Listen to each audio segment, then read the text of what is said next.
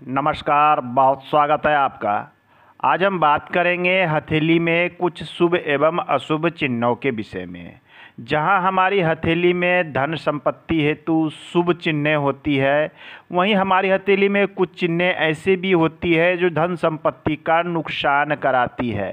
कभी कभी तो लोग कर्जे में जीते हैं, कर्जे में ही जीते रह जाते हैं, चाह कर भी लोगों का ऋण नहीं उतार पाते और समस्या बनी रहती है।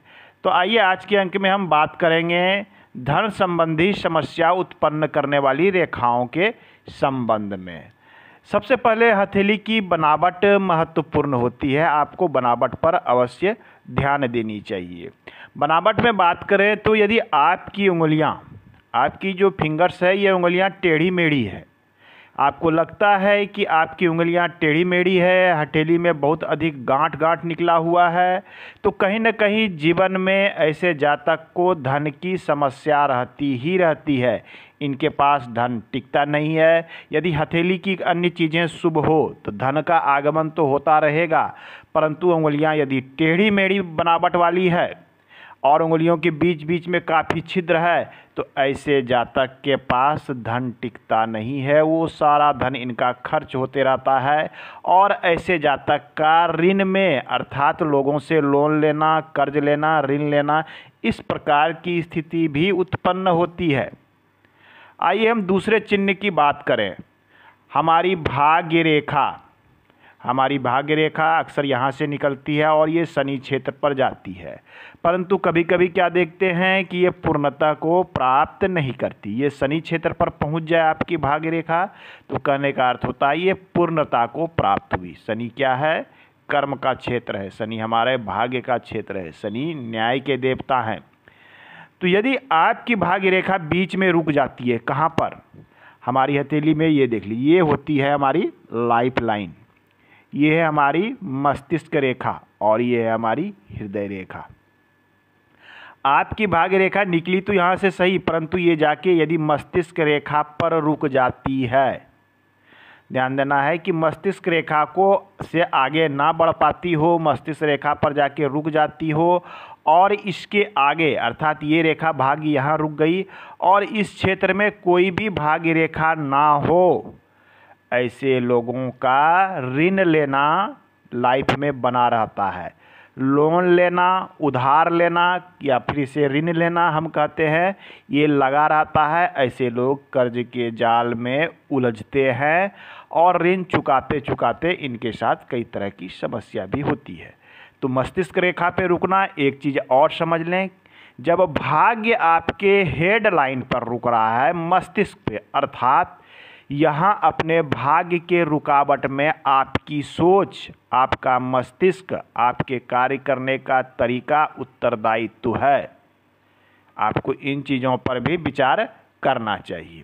अब आइए तीसरे चिन्ह की हम बात करें। आपकी हथेली में काफ़ी लंबी लंबी भाग्य रेखा है, लोग काफ़ी प्रसन्न हो जाते हैं। रेखाएं तो बहुत लंबी है, प्रश्न भी करते हैं, परंतु धन टिकता नहीं है, ऋण लगा रहता है, जीवन में काफ़ी संघर्ष है। ऐसा क्यों? आपकी यदि भाग्य रेखा मणिबंध के अंदर से निकलकर शनि पर चली जाती हो, कुछ इस प्रकार से, हमारी हथेली में जो मणिबंध की रेखाएं होती है वो कुछ इस प्रकार से होती है। ये देखिए, इसे हम मणिबंध की रेखाएं कहती है। और मणिबंध की रेखा के अंदर से निकलने वाली भाग्य रेखा देखने में तो काफ़ी खूबसूरत लगती है, काफ़ी लंबी भाग्य रेखा है, लोग काफ़ी प्रसन्न हो जाते हैं कि भाग्य रेखा बहुत लंबी है, बहुत अच्छी है, बिल्कुल मणिबंध से शनि तक है। परंतु मणिबंध के अंदर से निकलने के कारण ऐसे जातक को जीवन में संघर्ष लगा ही रहता है। धन के लिए ऐसे लोग संघर्ष करते हुए नजर आते हैं।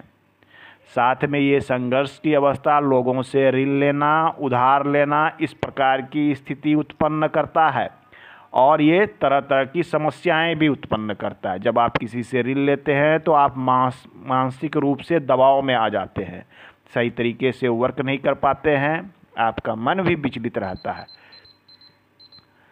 तो ऋण की स्थिति ये बनाता है जब मणिबंध के अंदर से भाग्य रेखा प्रारंभ हो। आइए हम चौथी रेखा के विषय में बात करें जो ऋण की स्थिति बनाता हूँ। शुक्र से मंगल तक की रेखा, ये हमारा शुक्र का क्षेत्र है। शुक्र से मंगल तक की रेखा यदि इस प्रकार से निकल कर जाती है आपको मंगल तक, यह स्थिति भी ऋण की स्थिति बनाती है। ऐसे तो एक तरह से इस रेखा को हम प्रभावक रेखाएं या राहु रेखा के नाम से भी जानते हैं, परंतु ये रेखा कई प्रकार की होती है। कभी यहाँ से निकलकर ये बुध पे चली जाती है, तो कभी ये यहाँ से निकलकर आपके हृदय रेखा में मिल जाती है, तो कभी अन्य क्षेत्र पर जाती है, परंतु यहाँ से निकलकर ये मंगल क्षेत्र पर चले जाए तो ये स्थिति ऋण की स्थिति उत्पन्न करती है। ऐसे जातक को लोगों से उधार लेना पड़ता है, लोगों से ऋण लेना पड़ता है और उनको चुकाने में काफ़ी समस्या होती है। तो ये समस्या धन संबंधी समस्या ये रेखा उत्पन्न करती है, जिसके कारण ऋण की स्थिति लाइफ में बन जाती है। आइए नेक्स्ट चिन्ह की बात करें। ये हमारी है शुक्र पर्वत। शुक्र पर्वत पर क्रॉस का चिन्ह होना, स्वतंत्र रूप से शुद्ध रूप से बनने वाला क्रॉस, चाहे क्रॉस थोड़ा छोटा बने थोड़ा बड़ा बने, यह स्थिति भी बताता है कि जातक को ऋण संबंधी समस्या, उधार संबंधी समस्याओं का सामना करना पड़ेगा। धन की समस्या लगी रहेगी, भौतिक सुख सुविधा की समस्याएं आएगी और आपको लाइफ में ऋण लेना पड़ सकता है। अब आइए नेक्स्ट पॉइंट की बात करें। चंद्र की भाग्य रेखा। चंद्र से निकली भाग्य रेखा बिल्कुल स्ट्रेट अवस्था में यदि शनि पर चली जाती है तो लाइफ में यह भी ऋण की अवस्था उत्पन्न करती है, कर्ज लेने की स्थिति आती है। अब कहेंगे लोग कि चंद्र से निकली भाग्य रेखा तो अच्छी होती है। बिल्कुल, चंद्र से निकली भाग्य रेखा अच्छी अवश्य होती है, परंतु ये डिपेंडेंसी को दिखलाती है। यहाँ जातक दूसरे के ऊपर निर्भर रह के वर्क करने वाला हो जाता है। जब चंद्र से निकलती है तो इनकी निर्भरता होती है, विशेषकर विपरीत लिंग के पर निर्भरता इनकी अधिक होती है, या किसी अन्य व्यक्ति सगे संबंधियों पर भी निर्भरता होती है। ये निर्भरता की स्थिति, दूसरों पर निर्भरता की स्थिति इन्हें ऋण संबंधी जाल में भी फंसाता है। तो ऐसे लोगों के कर्ज में फंसने की समस्याएं अधिक देखने को मिलती है। अब आइए नेक्स्ट पॉइंट की हम बात करते हैं। भाग्य रेखा का मोटा से पतला होना। भाग्य रेखा आपका बहुत अच्छा चल रहा था, एकदम स्पष्ट, लेकिन अचानक से देखते हैं कि भाग्य रेखा पतली हो गई है, थोड़ी एकदम पतली सी हो गई है और ये कमज़ोर सी हो गई। तो ऐसी स्थिति भी यह दर्शाता है कि आपको इस उम्र के बाद, जिस उम्र के बाद भाग्य रेखा कमज़ोर हो रही है, ऋण का सामना करना पड़ सकता है, उधार का सामना करना पड़ सकता है। अब आइए नेक्स्ट हम बात करेंगे जीवन रेखा। जीवन रेखा पर यदि कहीं पर भी तिल हो, लाइफ लाइन के ऊपर तिल होना, यदि काला तिल आपको दिखे, कोई लाल तिल दिखे लाइफ लाइन पर, तो यह स्थिति भी सामुद्रिक शास्त्र में शुभ नहीं माना गया है। ऐसा कहा गया है कि ऐसे जातक को ऋण के दलदल में, उधार के चक्र में पड़ने की संभावना बनी रहती है, तो काफ़ी सतर्क रहने की यहाँ आपको आवश्यकता है। नेक्स्ट पॉइंट की हम बात करें जो ऋण संबंधी या धन संबंधी समस्याओं को दिखलाता है, वो है आपके अनामिका पर तिल। ये अनामिका उंगली के नीचे का क्षेत्र है जो सूर्य पर्वत का क्षेत्र है। यदि आपके सूर्य पर्वत पर काला तिल है, यह भी ये बतलाता है कि ऐसे जातक को कर्ज के जाल में, ऋण के उलझन में, उधार में, लोन के चक्कर में पड़ने की संभावना रहती है और इन्हें काफ़ी समस्याओं का सामना भी करना पड़ सकता है।